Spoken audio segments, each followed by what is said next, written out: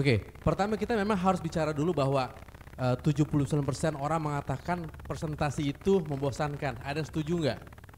Orang bilang bahwa presentasi itu boring, ya. Kenapa? Karena biasanya mereka menggunakan slide yang tidak powerful, tidak visual, tidak memberikan sebuah ketertarikan audiensnya untuk mendengarkan presentasi itu sampai habis. Nah, kita akan belajar bahwa ada 5 blunder saat kita membuat presentasi lewat slide. Nah, yang pertama adalah biasanya kita membaca slide. Benar nggak? Kita seringkali membaca slide, bukan mempresentasikan slide. Karena slide itu buat saya ada 2. Satu slide presentasi, satu slide baca. Ya. Kalau slide baca dibaca. Kalau slide presentasi dipresentasikan. Jadi ingat, jangan sampai menggunakan slide baca untuk dipresentasikan. Kenapa? Biasanya akan terjadi seperti ini. Kalau kita menggunakan slide baca, ya. Ini slide yang banyak tulisannya sehingga audiens kita akan seperti ini, ya. Mereka mendengarkan gitu. Tapi ternyata enggak, ya. Ketiduran. Karena cara paling cepat untuk mengantarkan orang tidur adalah dengan memberikan kalimat-kalimat panjang buat dibaca.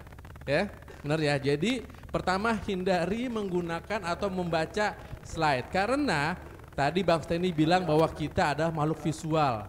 Yang kita lihat pertama kali adalah visual. 90% dari kegiatan indera perasa kita melibatkan visual. Ya.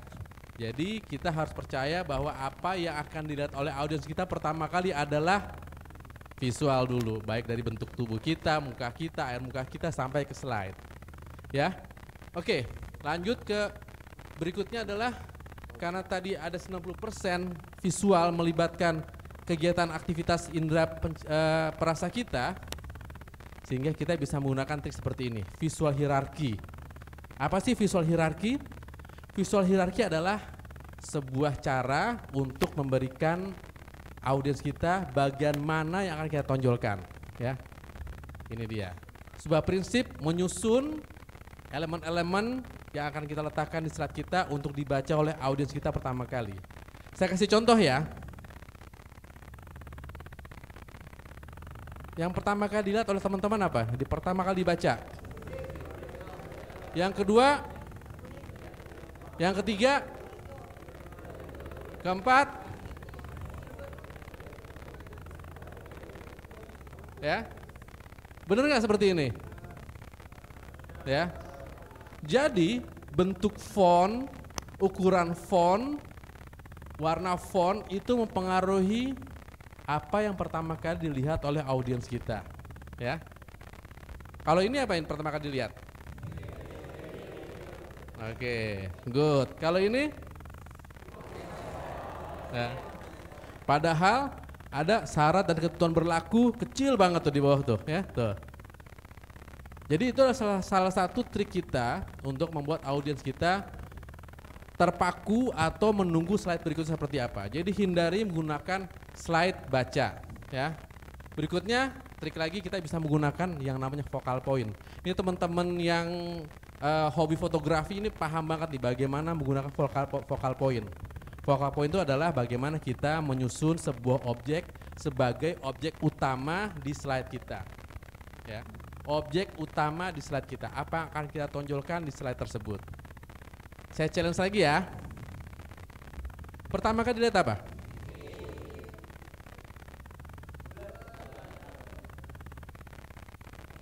Oke.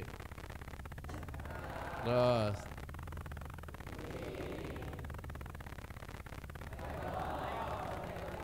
Hah?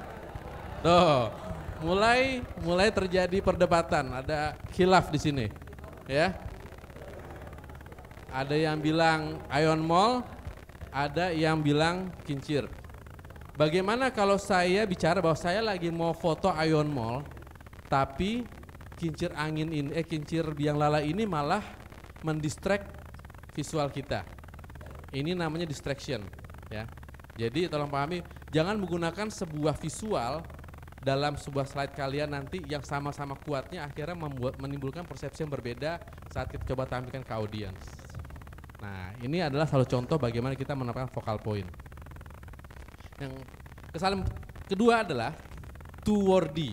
Terlalu banyak kata-kata dalam setiap slide. Karena sebetulnya kalau yang tadi Bang Steny ajarkan bahwa bagaimana kita melakukan verbal dan vokal. Sedangkan visualnya kita bisa menggunakan slide. Contohnya seperti ini, ya. Ini begitu banyak kata-kata dalam sebuah slide, ada gambarnya, tapi kita coba twist. Menurut teman-teman mana yang lebih enak dilihat? Dengan kata-kata yang sama, konten yang sama, kita bisa membuat slide tersebut menjadi lebih enak dilihat, mudah disampaikan pesannya, ya. Seperti itu. Nah, ketiga, kesalahan kita adalah selalu menggunakan gambar atau menggunakan slide yang kacau balau. Tadi Bang Steny bilang semua informasi mencoba dimasukkan di dalam satu slide sehingga akhirnya audiens kita nyasar. Contohnya seperti ini. Ya. Ya. Nyasar nggak sih kalau misalnya saya presentasikan ini, ya? Atau ada sebuah slide lagi yang kayak peta harta karun. Ini semua dimasukkan ke dalam satu slide, ya. Saya sedang berbicara tentang infrastruktur service of economy. Kira-kira di mana, bagian mana saya ngomong infrastruktur service of economy? Tribal governance. Repot kan kalau misalnya seperti ini kan? Jadi hindari menggunakan sebuah slide yang terlalu banyak informasinya yang akhirnya membuat audiens kita nyasar, ya. Yang sampai Google Maps ini nggak ketemu nih sebetulnya. Jadi cuma aplikasi aja bahwa sebuah slide jika kita pecah-pecah menjadi satu idea per slide itu akan lebih mudah dihantarkan. Contohnya seperti ini. Dengan konten yang sama, ya narasi yang sama, tapi kita bisa membuat audiens kita melihat dengan lebih teryakinkan dan lebih mengikuti. Nah, oke ya. Nah, yang keempat adalah bad contrast. Kadang-kadang kita suka lupa dengan meletakkan atau menggunakan background atau menggunakan font dengan warna-warna tertentu. Karena kontras itu penting. Kontras itu akan membuat audiens kita pertama nyaman ngelihatnya. Terus kita bisa membuat audiens kita melihat dengan lebih jelas lagi. Informasi apa yang akan kita coba sampaikan di slide tersebut. Contohnya seperti ini. Nah, secara konten, secara image, ini adalah image-image yang menarik sebetulnya. Tapi apakah terbaca? Tingkat keterbacaannya amat sangat rendah. Bagaimana kalau begini? Ya, lebih terlihat lebih enak dilihat dan secara fontnya, kontrasnya, audiens kita akan bisa mengikuti dengan baik. Ya, contohnya seperti ini. Nah, manakah lebih dulu ditangkap oleh mata? Ya, ataukah yang ini? Manakah yang lebih cepat tangkap mata? Nah, sebuah studi mengatakan bahwa mata kita akan lebih cepat menangkap sebuah kontras baik itu bentuk, dimensi ataupun warna. Nah, ini juga salah satu hal yang kita bisa akali ya. Ini ternyata nggak kelihatan nih, dia punya gambar bagus tapi judulnya nggak kelihatan. Akhirnya kita harus pertegas dengan membuat backgroundnya lebih gelap agar kontrasnya lebih terlihat. Ini salah satu contoh aja. Ya. Ini kontras rasio, nanti teman-teman bisa coba googling seperti apa sih kontras rasio, seperti apa sih cara penggunaan sebuah background dengan objek di depannya seperti itu. Ya, oke. Kontras pun bisa berbentuk color ataupun dalam dimensi ukuran. Ya, seperti ini juga sebuah kontras dan ini akan membuat audiens kita menangkap pesannya lebih cepat lagi. Ya. Yang terakhir adalah kita kadang-kadang membuat sebuah slide yang tidak menarik. Tidak menarik kata, bukannya kita menggunakan animasi, tapi tidak menarik karena apa? Ada sebuah teori mengatakan bahwa picture superiority effect itu membuat audiens kita mampu menangkap atau menyimpan pesannya 65% lebih tinggi jika menggunakan visual. Ya, seperti itu. Contohnya misalnya saya mau ajak teman-teman bicara tentang sebuah gambar, mana sih yang kelihatan atau terdengar suaranya di gambar tersebut. Nah, kekuatan sebuah gambar terlihat di sini. Kalau kita ngomongin traffic jam, mana yang lebih berasa traffic jam? Gambar sebelah kiri atau gambar sebelah kanan? Kenapa? Kontras, benar. Apalagi? Lampu rem, benar. Karena di situ menggambarkan ada sebuah kendaraan yang berhenti dengan menggunakan lampu rem. Itu akan menjadi visualisasi tentang sebuah kemacetan yang luar biasa. Ya.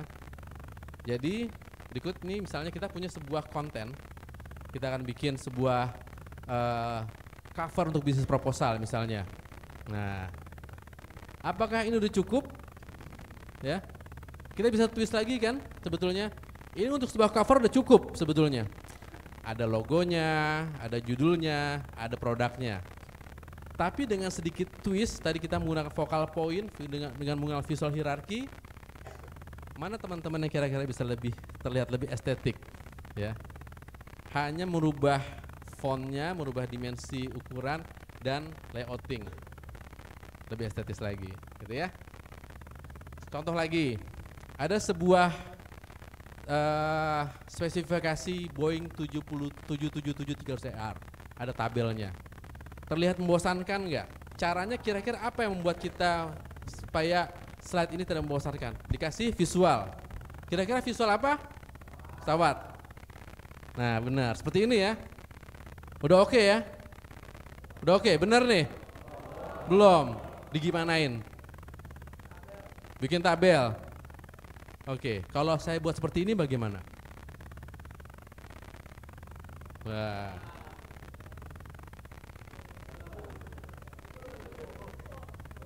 Sambil kita ceritain tuh. Oh. Wow. Nah, ya kan? Jadi kita bisa lihat bahwa dengan sebuah layouting, ya, dengan sebuah objek menggunakan tadi visual hierarki, focal point, kontras, kita bisa bercerita dengan menggunakan slide kita dengan lebih, kata orang, storytelling lagi, gitu ya. Nah, jadi saran saya adalah gunakan hal-hal yang menarik di 3 slide pertama, karena 3 slide pertama itu yang akan membuat audiens kita mengambil keputusan apakah mau mendengarkan atau menyelesaikan sampai habis presentasi kalian. Jadi 3 slide pertama jadikan sebagai sebuah slide yang punya hook, ya. Nah, terakhir adalah tips sebelum kita tanya jawab. Tips yang pertama adalah selalu gunakan tips tersebut, ya. One idea per slide. Tadi kita udah lihat sebuah slide yang isinya panjang, kita pecah menjadi satu-satu idea biar kita bisa menjelaskan lebih enak lagi, ya. Kita bisa menggunakan teori ini KISS, ya. Keep it short and simple. Nggak usah panjang-panjang, pendek-pendek aja. Karena gunanya tadi belajar sama Bang Steny bagaimana pengucapan, artikulasi dan lain-lain itu sebagai verbal kalian. Ketiga, gunakan visual aid. Gunakan sebuah gambar untuk memperjelas informasi yang coba kalian sampaikan kepada audiensnya. Dan dari kata Coach Steny bahwa maksimum dalam satu slide itu jangan banyak-banyak, cukup 40 kata aja per slide. Selebihnya itu kita jelaskan secara verbal. Nah, terakhir pertanyaannya, Bang, slide yang baik itu seperti apa? Ada nggak bisa jawab? Slide yang baik itu seperti apa? Nah, apakah animasinya harus super? Apakah gambarnya harus keren? Ya, slide yang baik itu ada 3 unsur, yaitu readable, comfortable, dan transferable. Jadi slide itu harus mudah dibaca.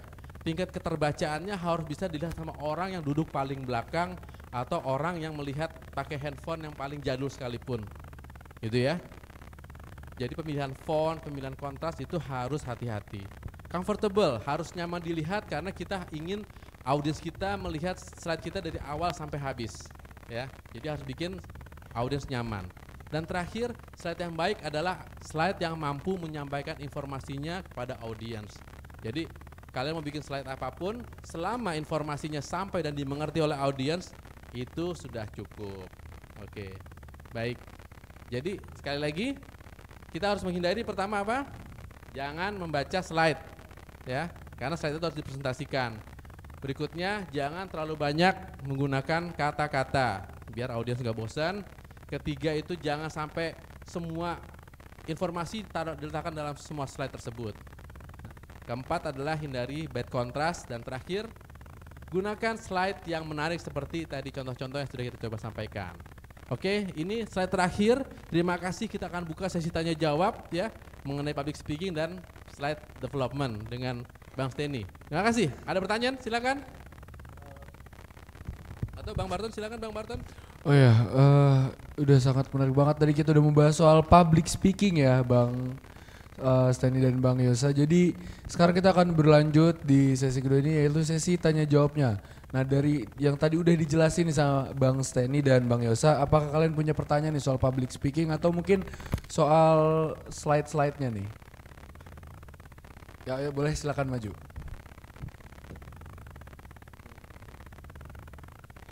Boleh perkenalkan nama dan kelasnya, terus boleh diajukan pertanyaannya. Pertanyaannya tuh.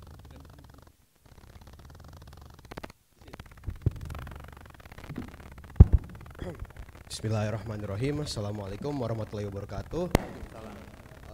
Perkenalkan Bang Steny, Bang Yosa. Nama saya Abdullah Rasyad Negara, bisa dipanggil Rasyad aja. Saya dari kelas 12B, kamar 58 gedung Abiar Ali yang sebelah situ. Jadi Bang, sebelumnya terima kasih dulu ya untuk ngisi materi sekarang. Soalnya timingnya perfect banget Bang. Malam saya kebagian maju ke depan masjid buat ngobrol gitu. Jadi dapat materi public speaking ini alhamdulillah. Nah berkaitan dengan itu saya pengen nanya Bang nih, 2 kendala terbesar saya kalau masalah public speaking. Yang pertama tuh cara mengolah kata dengan baik. Saya kalau misalnya di angkatan dikenal sebagai orang yang ngobrolnya tuh ngomongnya cepet gitu. Jadi orang kalau misalnya bicara sama saya kurang paham Bang gitu. Nah hal yang kedua itu masalah dari confidence-nya Bang, masalah percaya dirinya saat naik ke panggungnya itu. Pernah terjadi kejadian sering banget, saya lagi diri kayak gini, apa yang saya ngomongin itu lancar dan orang-orang dapat apa yang saya maksud, tapi tangan saya gemeteran, kaki saya gemeteran. Bisa lihat contohnya sekarang ini lagi gemeteran sekarang. Nah itu gimana Bang cara mengatasinya? Mungkin sebelumnya itu saja. Terima kasih Bang. Assalamualaikum warahmatullahi wabarakatuh. Waalaikumsalam warahmatullahi wabarakatuh. Alhamdulillah, kita coba jawab yang kedua dulu ya, mengenai confidence. Emang ini tadi yang disampaikan di awal tadi ada 15% orang, bahkan di berbagai sumber lain lebih dari itu ya. Confidence level ini memang sangat dibutuhkan di saat kita ke panggung. Jadi kenapa kita nggak confident? Karena kita terlalu fokus sama diri kita, atau disebutnya sebagai self-centric ya. Kita lebih memikirkan diri kita sendiri, ketakutan kita. Nanti kalau saya tampil bagaimana nih, ada senior saya, ada guru saya, ada musuh saya. Nanti kalau saya salah gimana? Nanti kalau saya sampaikan saya lupa gimana? Nanti kalau sini, jadi saya terus subjeknya. Nah ini yang menjadi beban ke otak kita. Nah excess baggage itulah yang akhirnya merusak planning kita. Itu pertama. Nah katakan pada diri kita bahwa kita ini semuanya adalah kendaraan menuju kebaikan. Saya ini mau berdiri di panggung bukan untuk keren-kerenan, tapi saya mau menyampaikan sebuah ilmu yang mungkin teman-teman belum memilikinya atau belum tahu.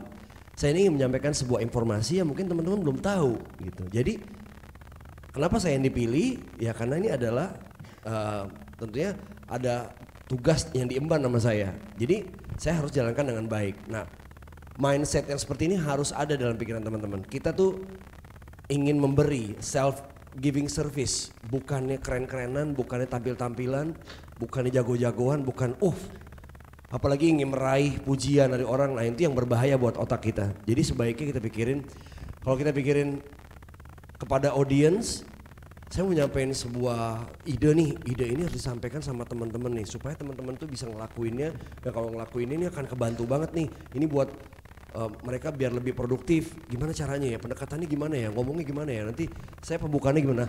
Jadi senternya lebih ke audience, bukan ke kita. Nah sehingga dengan kita lebih memikirkan ke audience dan bagaimana delivery, ini otak kita akan lebih rileks. Nah ketika otak lebih rileks, apalagi didukung dengan latihan, itu akan semakin lancar. So public speaking is not about you, it's about the audience. It's about giving your best. It's about giving your service to audience gitu. Bukan masalah diri kita. Nah, rubah mindsetnya. Itu poinnya, rubah mindset. Dengan kita merubah mindset, kita melakukan berbagai cara untuk memberikan yang terbaik kepada audience. Dari sisi tampilan, nanti slide-nya saya bikin gini biar audience atau teman-teman jadi lebih paham. Jadi selalu dipikirin audience, bukan tentang diri kita. So when you think about yourself a lot, that's the burden. Itulah bebannya. Akhirnya jadi berat di pikiran kita dan muncullah semua hal tadi. Jawaban itu mudah-mudahan menjawab. Yang pertama adalah bicara cepat itu memang perlu dilatih. Sebagian dari teman-teman ini memang generasi instan kan bro ya. Semuanya serba instan, bukan cuma mie ya. Cepet aja pengen cepet-cepet aja, cepet-cepet nikah dan segala macam juga ya. Enggak gitu juga sih. Oh enggak juga. Kalau cepat nikah kan agak lain gitu ya. Oh iya betul. Masih mikirin catering kayaknya saya Pak. Oh gitu, asik. Udah rencana berarti. Udah dapat MC belum? Hah? Udah dapat MC-nya? Belum. Oh belum, nanti lah kan teman-teman. Ya, jadi poinnya adalah kita melatih berbicara pelan-pelan. Jadi dengan memotong-motong kata. Terus kita telaah nih kalimat-kalimat ini bagian mana yang penting harus saya sampaikan. Satu. Kedua, kita riset audiens kita. Oh, audiens saya ini para dosen, para guru. Jadi saya harus ilmiah nih. Saya harus pelan-pelan menyampaikannya karena mereka nggak bisa menangkapin cepat. Nah, itu harus dilatih ketika berbicara cepat. Nah, setiap proses kata-kata itu harus dipotong-potong dan di bagian mana ya saya tekankan. Teman-teman yang saya hormati, pagi ini kita sudah sama-sama belajar tentang sebuah ilmu bernama public speaking. Berhenti dulu. Public speaking itu penting, jangan semua ditabrak. Nah, kalau semuanya ditabrak, jadi semua kata itu nggak bermakna. Nah, seorang public speaker harus bisa menyampaikan makna even lewat satu kata yang dia sampaikan. Itu cara melatihnya. Nah, kedua kita menulis, kita tulis, kita ketik, kita potong-potong, kita praktekin, ngomong di depan cermin, ngomong di depan kamera, lihat, kontrol. Oh, kecepatan nih ngomong ini. Tanya sama kakak, tanya sama bunda, sama ayah. Gimana aku ngomong ya? Meyakinkan ya, kamu ngomongnya terlalu cepat, ayah nggak ngerti. Nah, berarti kita harus memperlambat, latihan, ya. Terus itu, kalau yang teman-teman yang nggak produktif atau nggak tahu ngomong apa, coba ambil satu benda, ya, di depan, misalnya sebuah air mineral. Pasti kita latih ya, rekam kamera, kita bisa ngomong apa tentang ini ya. Ada sebuah benda yang jika kita setelah aktivitas sangat kita butuhkan. Inilah pelepas dahaga, suatu yang kita teguk ini bisa mendapatkan kenikmatan kita. Haus kita bisa hilang, bernama sebotol air mineral. Air mineral ini dibuat dari mata air, itu panjangin terus. Latihan 1 menit, stop, lihat, rekam. Bisa. Nah, jadi kayak gitu-gitu. Nah, sambil kontrol juga, kecepatan nih gue ngomongnya gitu. Kadang kita nggak sadar kan, kita semua serba cepat dan teman-teman ngomongnya cepat, itu juga jadi semuanya cepat. Itu 2 poin dari pertanyaannya, semoga menjawab ya. Ini tambahan Bang Stian, bahwa orang ngomong cepat itu karena pengen cepat-cepat kelar biasanya, ya. Karena ada sebuah beban di mana mereka pengen cepat-cepat udahan ditampil di panggung, jadi dia harus dikebut semuanya. Biasanya itu start dari saat mengucapkan salam, assalamualaikum warahmatullahi wabarakatuh, belibet karena ingin cepat-cepat selesai gitu. Nah, itu saat kita mengucapkan salam dengan cepat itu sendiri udah akhirnya membuat template belakangnya ikut ngebut semua tuh jadinya tuh. Jadi tadi benar kata Bang Stian, usahakan pelan-pelan aja, nggak usah takut buru-buru kelar gitu. Karena intinya adalah kita ingin menyampaikan sebuah informasi yang insya Allah bermanfaat buat orang atau lawan bicara kita. Gitu. Ya, every word is meaningful. Apalagi assalamualaikum warahmatullahi wabarakatuh. Kita ketemu orang kita doain, itu kan doa, bener gak? Bener itu doa. Iya doa. Jadi nggak pengen buru-buru. Jangan kayak pengen cepet-cepet udah gitu ya. Iya, pengen cepet-cepet selesai kan. Gitu kan. Doa cepet-cepet gitu kan. Pada Allah kan doanya kan. Kan doa yang hati kita lalai cepet-cepet kan akan nggak akan dikabulkan kan. Arti gitu. kan bahaya juga tuh kan. Nah, itu. Bahaya tuh kan, kayak di bahasa Arab kan salah ini sedikit, salah arti kan bahaya banget tuh kan. Nah. Oke, ada pertanyaan selanjutnya yuk, bisa yuk. Guys. Nah, langsung berdiri tuh pintu kamu. Ini mikrofon nih panitia nih banyak banget di depan nih. Mungkin bisa dibawa ke floor. Afwan, Bang Barton, kelihatannya kita harus berbagi waktu juga buat teman-teman penerima award ya. Mungkin pertanyaan terakhir kali ya. Ini pertanyaan terakhir sih bener. Ini udah pada menunggu nih para pemenang. Iya nih, Masya Allah. Kita mohon maaf ya. Bismillahirrahmanirrahim. Assalamualaikum warahmatullahi wabarakatuh. My name is Zakaria, or you can call me Zach. I'm from 11C. So Bang, I want to ask you a question. When we're doing a speech, how can we just keep talking on and on? How can we avoid being blank without doing a text? Maybe that's all. Wassalamualaikum warahmatullahi wabarakatuh.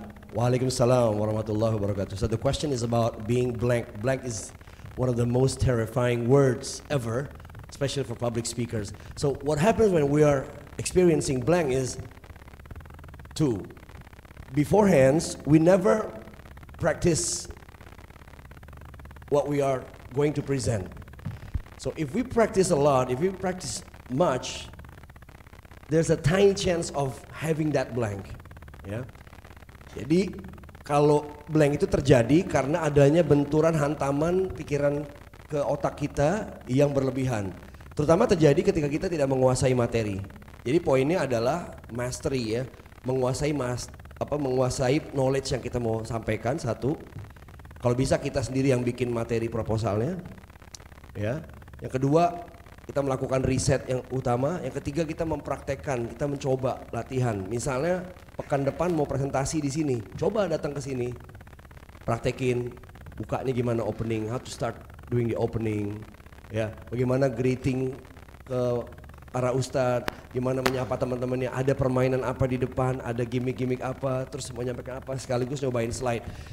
If we practice all those things, if we do the run through, there's a tiny chance of experiencing the blank itself. So don't worry about the blank. Ya, that should be number one. Itu harus kita kuasai. Nah, whenever blank is happening during the speech, ya ada trik-triknya.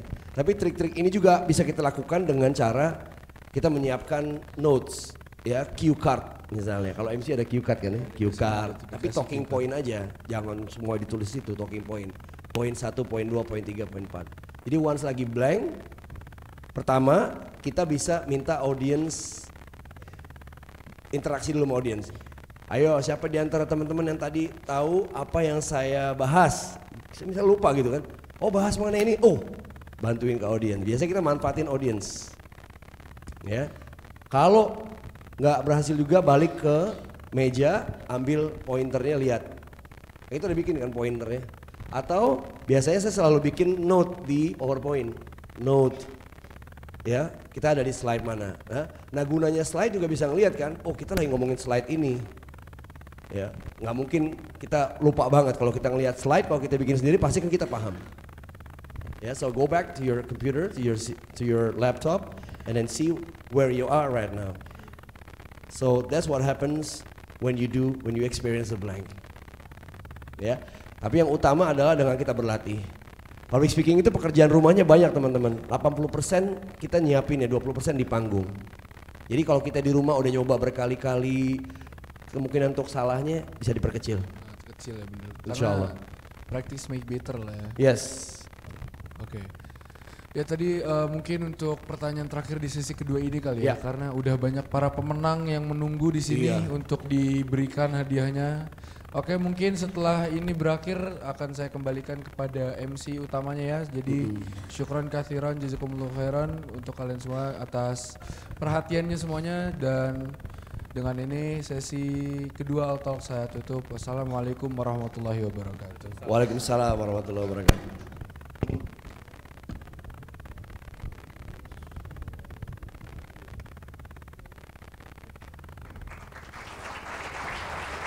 Satu ya?